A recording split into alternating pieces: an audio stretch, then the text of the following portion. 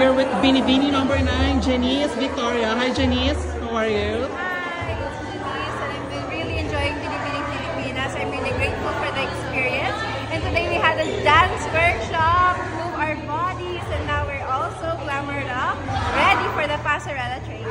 Wow. Tell me, how did you enjoy today's activities of Binibini Pilipinas? You know, every day is the best day for Binibini. They're really taking good care of us, the organization. Wow, and I'm really blessed to be here. So the dance workshop, I'm really excited. And next week, Miss May, abangan niyo yung mga susunod na ganap namin. So more pasabog. More pasabog sa Binibining Pilipinas. Yes. And so far, among those activities na naganap sa Binibini Pilipinas, which part of these activities are your most memorable moment?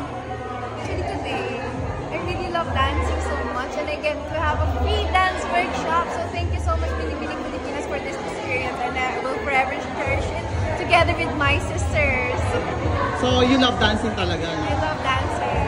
Tell me, what makes you love dancing? Because when I was still a child, dancing really moves me. It expresses my emotions. When I'm stressed, I dance even no one is watching.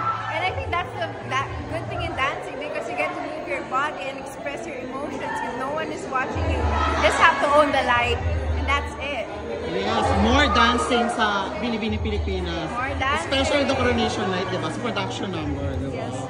And syempre, your fans and supporters, and as well as Pangasinenses watching right now, of course, what's your message to them?